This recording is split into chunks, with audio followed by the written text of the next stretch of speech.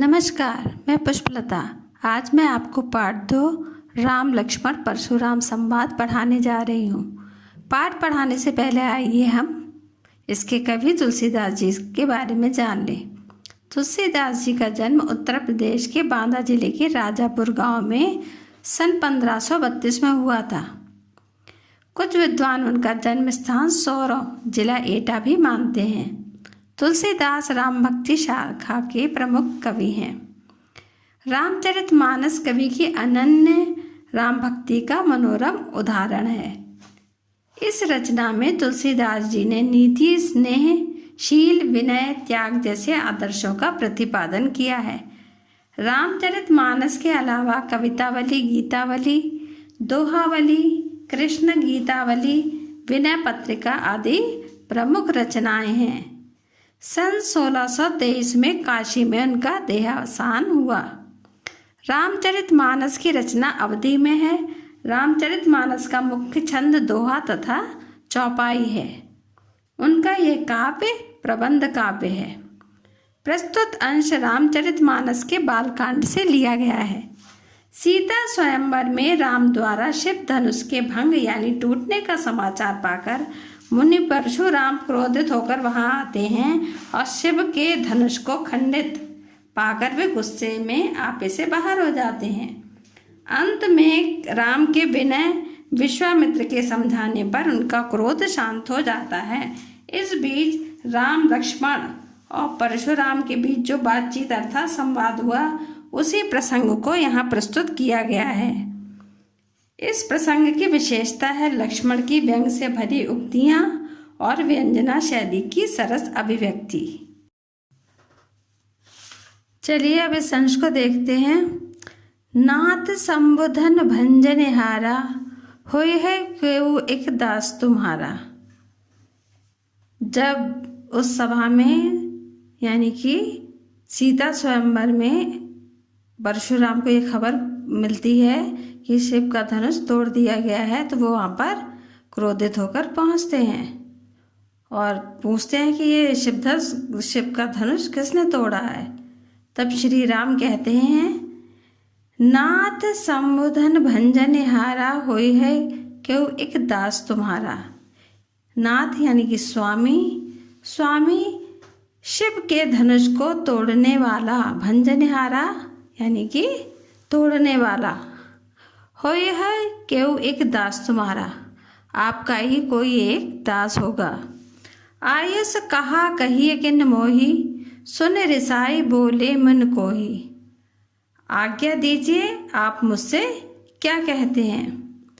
यह सुनकर क्रोधी मुनि गुस्से से बोले। कोही, कोही का अर्थ होता है क्रोधी। क्रोधी मुनि रिसाई यानी कि गुस्से से बोले। सेवक सो जो करे सेवकाई। सेवक तो वो होता है जो सेवा का कार्य करता है। अरे करनी करे करे लड़ाई, ये तो शत्रु का कार्य है जो सिर्फ लड़ाई करता है। अरि का अर्थ होता है शत्रु। ये तो केवल एक शत्रु की करनी है जो लड़ाई करता है। सुनहु राम जहि शिव धन तोड़ा, सहस बाहु सम स्वरूप मोरा। सुनो राम, जिसने भी इस शिव के धनुष को तोड़ा है वह सहस्र बाहु के समान मेरा शत्रु है। सो बिलगाऊ बिहाई समाजा, न तमारे जय हैं सब राजा। बिलगाऊ माने बाहर निकल आए। समाजा, समाजा का अर्थ है सभा। वो इस राजाओं के समाज में से बाहर निकल आए, नहीं तो यहाँ उपस्थित सारे राजा मारे जाएंगे। सुन मुनि वचन लखन मुस्काने, बोले परसु धरहि अब माने। इन वचनों को सुनकर, परशुराम के वचनों को सुनकर लक्ष्मण जी मुस्कुराते हैं। बोले परसु धरहि अब माने, और कहते हैं कि ये फरसा रखना, तो फरसा इनका रखना किसकी बात है, अपमान करना है। बोले फरसु धरहि अपमाने, फरसा रखना तो अपमान की, अपमाने का अर्थ है अपमान की बात है। बहु धनुही तोरी लड़काई। हमने बचपन में बहुत से छोटे छोटे धनुष तोड़े। लड़काई यानी कि बचपन में। हमने बचपन में बहुत से छोटे छोटे धनुष तोड़े। कबहू न असिरिस कीन गुसाई। स्वामी ने कभी इस तरह गुस्सा नहीं किया। इसका अर्थ होता है गुस्सा और गोसाई का अर्थ है स्वामी। स्वामी ने कभी इस तरह गुस्सा नहीं किया। यही धनु पर ममता के हेतु। इनकी इस धनुष पर इतनी ममता क्यों है? इन्हें इस धनुष से इतना प्रेम क्यों है? सुन रिसाई कह भृगुकुल केतु। यह सुनकर भृगुकुल के केतु यानी भृगुकुल की पताका अर्थात परशुराम गुस्से से कहते हैं, रे नृप बालक काल बस बोलत तो ही न सवार। हे राजा के बालक, तू काल के बस में, मृत्यु के बस में संभाल कर नहीं बोल रहा है। धनु ही सम त्रिपुरार धन विदित सकल संसार। तो शिव के धनुष की तुलना छोटी छोटी धनुषों से कर रहा है जिसे सारा संसार जानता है। यानी कि शिव के धनुष को तो सारा संसार जानता है, तो उसकी तुलना छोटे छोटे धनुषों से कर रहा है। अब आगे देखते हैं। लखन कहा हसे हमरे जाना, सुनो देव सब धनुष समाना। लक्ष्मण जी कहते हैं, लक्ष्मण जी हंसकर कहते कि हमारी समझ में तो सुनो ये देवता, सुनो ये देव, ये सारे धनुष एक समान हैं। का क्षति लाभ जून धन तोरे। क्या क्षति, क्षति यानी कि क्षति, क्या नुकसान है और क्या लाभ है, क्या हानि है और क्या लाभ है इस जीर्ण अर्थात पुराने धनुष के टूटने से? क्या लाभ और क्या हानि है? देखा राम नयन के भोरे। देखो राम कितने भोले भाले हैं। छुअत टूट रघुपत ना दोषो। इनके छूते ही ये टूट गया, यानी कि श्री राम के छूते ही ये टूट गया, इसमें इनका कोई दोष नहीं है। मुनि बिन काज करे कत रोसु। मुनि जी तो बिना किसी कार्य के ही इतना गुस्सा करते हैं। बोले चितय पुरुष की ओरा, रेसठ सुनई स्वभाव न मोरा।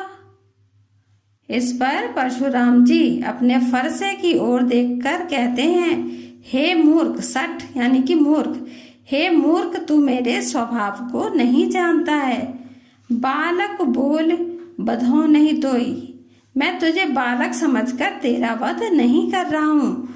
केवल मुनि जड़ जाने ही मोही।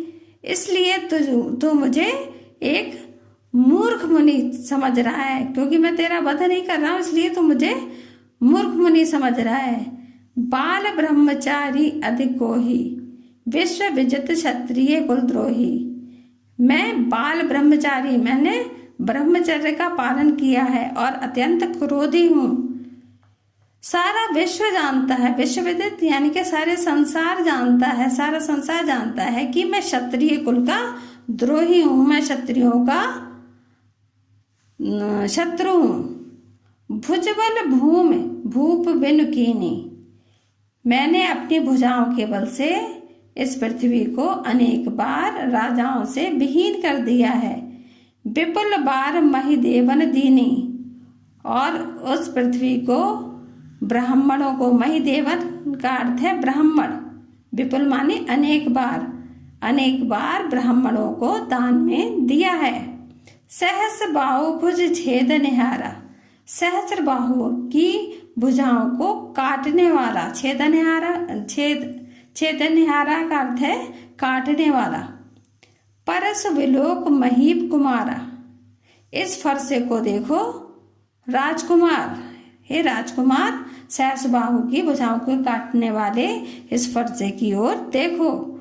मात पिता ही जन सोच बस करस महिष किशोर। मैं तेरे माता पिता के बारे में सोचकर, हे राजकुमार, कुछ नहीं कर रहा हूँ। मैं तेरे माता पिता के बारे में सोचकर तेरा अहित नहीं कर रहा हूँ। अब गर्भन के अभरक दलन। परस मोर अति घोर, वरना मेरा ये फरसा गर्भ के बच्चे को भी मारने में अत्यंत निपुण है। अब अगली पंक्तियां देखते हैं।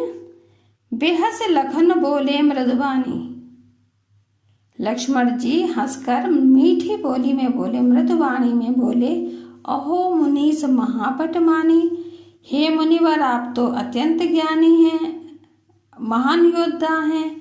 पुन पुन मोहि दिखाव कुठारू, आप मुझे बार बार ये फरसा दिखा रहे हैं। चहत उड़ावन फूक पहाड़ू, ऐसा प्रतीत होता है जैसे आप फूंक मारकर पहाड़ को उड़ाना चाह रहे हो। यहाँ कुम्हड़ बतिया कोई नहीं, यहाँ पर कोई भी कद्दू का फल नहीं है। देख तर्जनी देख मर जाही, जो तर्जनी कहते हैं अंगूठे की पास वाली उंगली को जिससे इशारा किया जाता है, यानी कि यहाँ पर कोई कद्दू का फल नहीं है जो उंगली को देखकर मर जाए, यानी कि सूख जाए। ऐसा कहा जाता है कि कद्दू के फल को अगर उंगली दिखा दी जाए तो वो सूख जाता है। देख कुठार सरासन वाना, मैं कुछ कहा सहित अभिमाना, आप मुझे बार बार कभी कुठार कभी धनुष बाण दिखा रहे हैं, कभी फरसा दिखा रहे हैं, मैंने क्या आपसे कुछ अभिमान वाली बात कही है। भृगुसुत समझ जनेऊ बिलोकी, भृगु के सुत यानी कि भृगु का बेटा और आपके जनेऊ को देखकर, जनेऊ जो ब्राह्मण धारण करते हैं, तो उस जनेऊ को देखकर जो कुछ कहूँ और सहूँ रिस रोकी, जो आप कुछ भी कहे जा रहे हैं मैं उसके अपने क्रोध को रोककर सुन रहा हूँ, उसको सह रहा हूँ। जो आप मुझसे कहे जा रहे हैं क्रोध में, मैं उस सबको अपने क्रोध को रोककर सह रहा हूँ। सुर महिसुर हरिजन और गाई, सुर यानी कि देवता, महिसुर यानी कि ब्राह्मण, हरिजन और गाय, हमरे कुल इन पर न सुराई, हमारे कुल में इन पर जोर जबरदस्ती या ताकत का प्रयोग नहीं किया जाता है, बल का प्रयोग नहीं किया जाता है। बधे पाप अपकीर्त हारे, इनका वध करने से अपकीर्ति होती है, अपयश होता है, बदनामी होती है, इनको मारने से पाप होता है। बधे पाप अपकीर्त हारे, इन सबको मारने से पाप होता है, यानी कि किसको, देवता, पंडित मतलब ब्राह्मण, हरिजन और गाय, इनका वध करने से पाप लगता है, और यदि इनसे हार जाते हैं तो अपयश होता है, बदनामी होती है। मारत हूँ पाप परिये तुम्हारे, इनको मारने से पाप पड़ता है। कोटि कुलिस सम वचन तुम्हारा, आपके तो वचन ही करोड़ों, कुलिस माने नुकीले बाणों के समान हैं। व्यर्थ धरऊं धन बाण कुठारा, आप तो व्यर्थ में ही बाण कुठार यानी कि फरसा धनुष ये आपने शस्त्र धारण कर रखे हैं, आपके तो वचन ही इतने तीक्ष्ण है कि उनसे कोई घायल हो जाए, आपको इन शस्त्रों के रखने की क्या आवश्यकता है। जो बिलोक अनुचित कहूँ क्षमहु महामन धीर, सुन सरोज रघुवंश मनि बोले गिरा गंभीर। विलोक माने दिखाई देता, अनुचित माने कुछ गलत, अनुचित जो उचित ना हो। अगर आपको कुछ अनुचित दिखाई देता है, कुछ मैंने उचित ना कहा हो, तो मुझे हे महामुनि क्षमा कीजिए। सुन सरोज, ये सुनकर गुस्से के साथ भृगुवंश के मणि यानी कि कौन, परशुराम अत्यंत गंभीर आवाज में कहते हैं,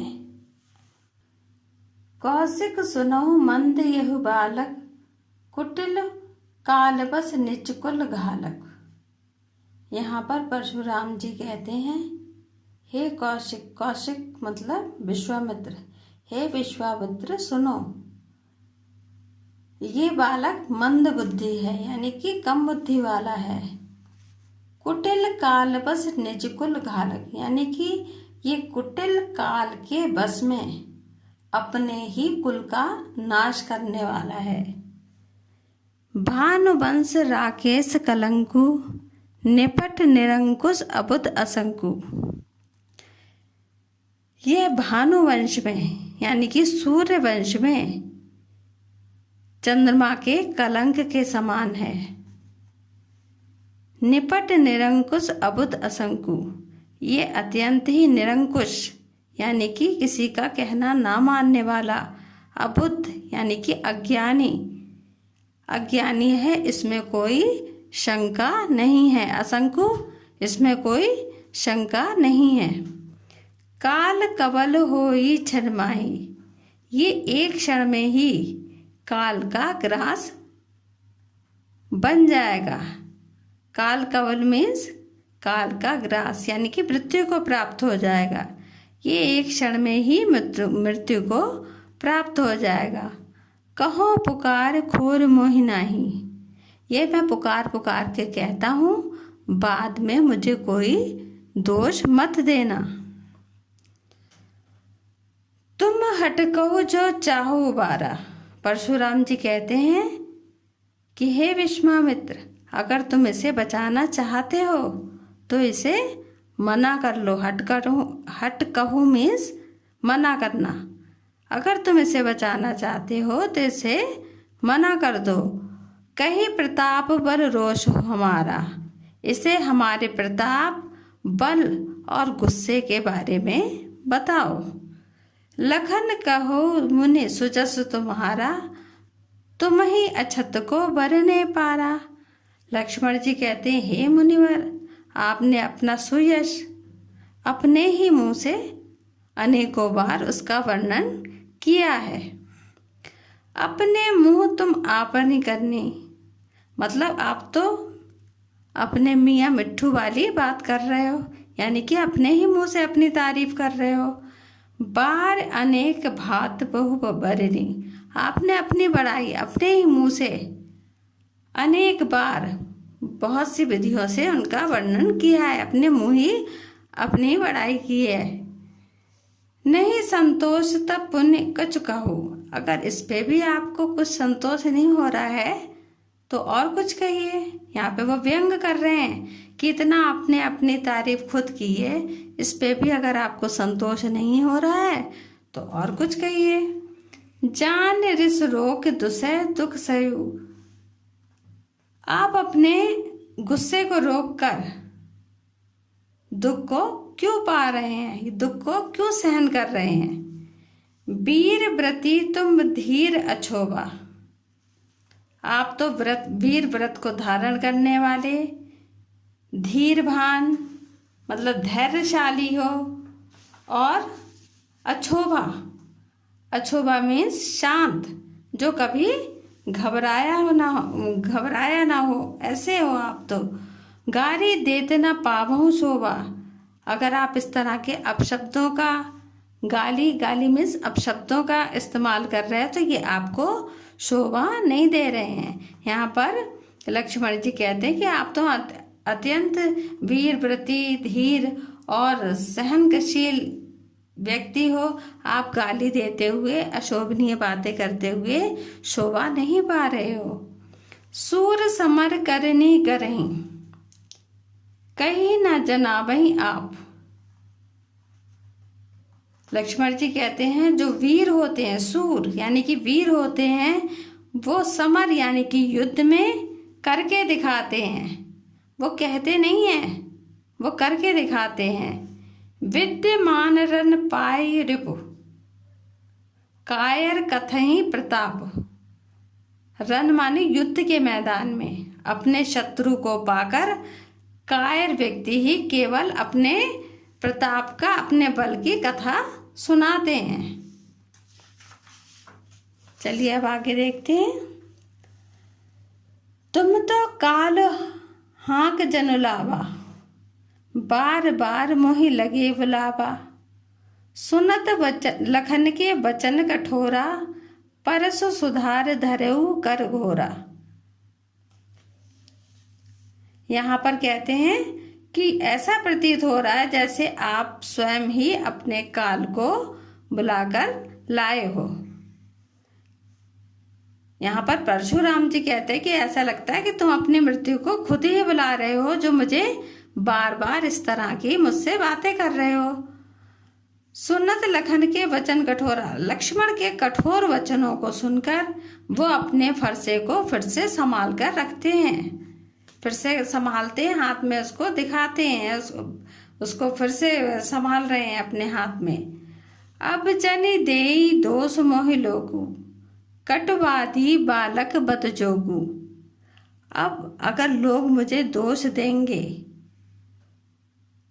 तो ये उनकी गलती होगी। अब जन देई दोष मोहि लोगु, अगर इस पर भी लोग मुझे दोष देंगे तो ये उनकी गलती होगी, क्योंकि ये कड़वा बोलने वाला, कटवादी यानी कि कड़वा बोलने वाला बालक वध के ही योग्य है। बाल बिलोक बहुत मैं बाँचा, अब यह मरण हार भसाचा। मैंने इसे बालक समझकर बहुत बार इसे छोड़ दिया, लेकिन अब ये वास्तव में ही मरने योग्य है, मरने वाला है, ये अब मरने ही योग्य है। यहाँ पर ये कहते हैं, परशुराम जी कहते हैं। कौशिक कहा क्षमे अपराधु, तब कौशिक यानी कि विश्वामित्र कहते हैं कि इसके अपराध को क्षमा करो।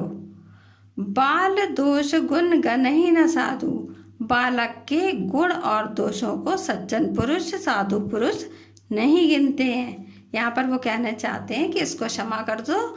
जो सज्जन पुरुष होते हैं वो बच्चों के गुण और दोषों की तरफ ध्यान नहीं देते हैं। खर कुठार में अकुरन को ही, आगे अपराधी गुरु तो ही। ये यहाँ पर परशुराम जी कहते हैं कि मेरा ये कुठार जो ये अत्यंत खर दुष्ट है और मैं बहुत ही अकरुण यानी कि करुणा ना करने वाला क्रोधी हूँ, और मेरे आगे ये जो अपराधी है ये गुरु का द्रोही है, मेरे गुरु का शत्रु है। उतर देत छोड़ो बिन मारे, केवल कौशिक सील तुम्हारे।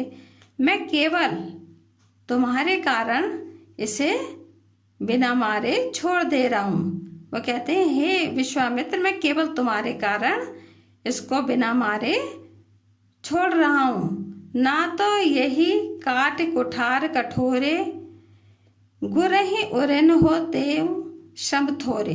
वरना ये जो मेरा कुठार है ये गुरु के ऋण से उऋण होने में जरा भी देर नहीं करेगा, जरा भी इसे देरी नहीं लगेगी। गुरु का जो ऋण मेरे ऊपर चढ़ा हुआ है उससे उऋण होने में ये जरा भी देर नहीं लगाएगा, क्योंकि यहाँ पर वो लक्ष्मण जी को गुरु का द्रोही बताया था, बता रहे हैं।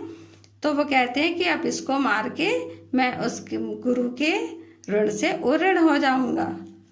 गाद सुनो कह हृदय हस, मुनई हरिहरे सूझ। असमय खाड़ना ऊख में, अजहु न बूझ अबूझ।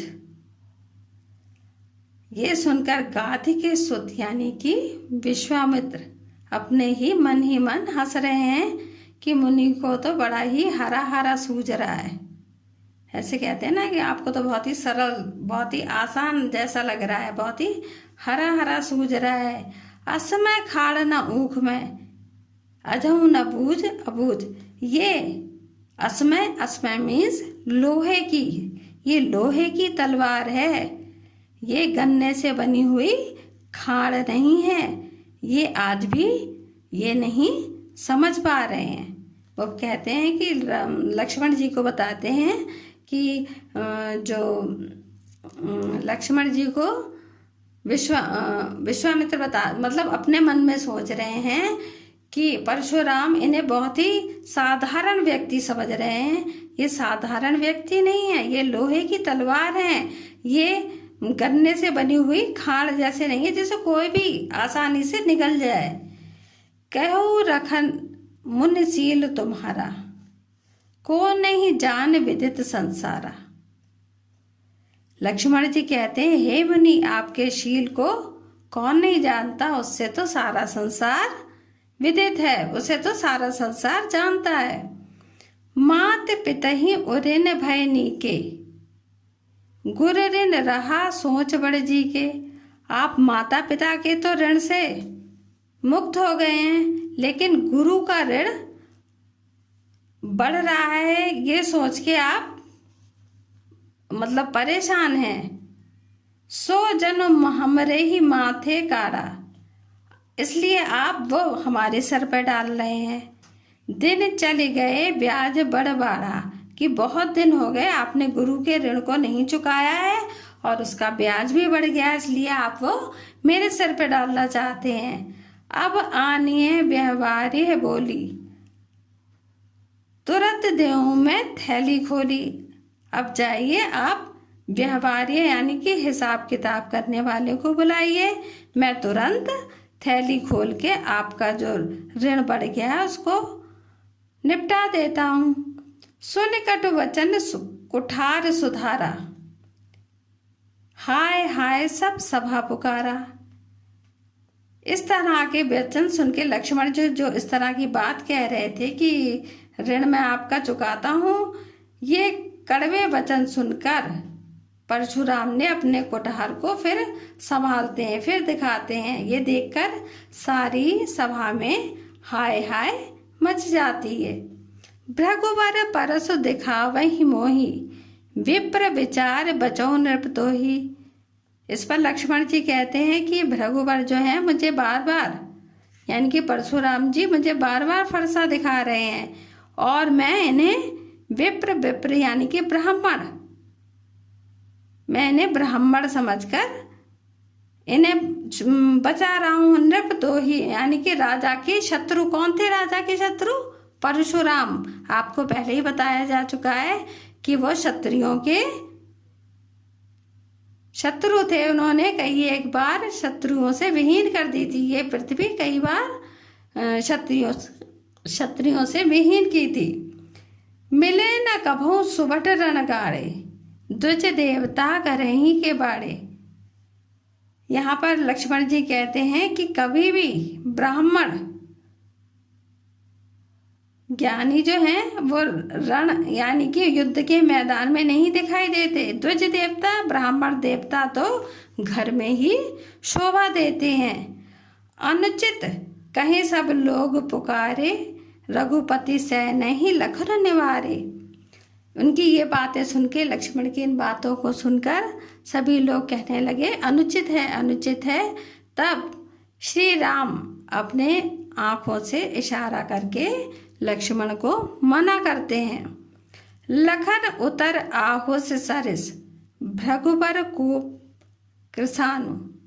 लक्ष्मण के उत्तर जो थे वो परशुराम की क्रोध रूपी अग्नि में घी का काम कर रहे थे। भृगुवर के कोप, कृसानु मीन्स अग्नि, जो परशुराम का क्रोध था उसमें और भी आहुति का काम कर रहा था। जिस तरह हवन में घी डालने पर आग और तेज हो जाती है, उसी तरह लक्ष्मण की बातों से परशुराम का क्रोध और भी तेज हो रहा था, और भी बढ़ रहा था। जब राम ने ये देखा तो बढ़त देख जल सम वचन, बोले भृगुकुल भानु।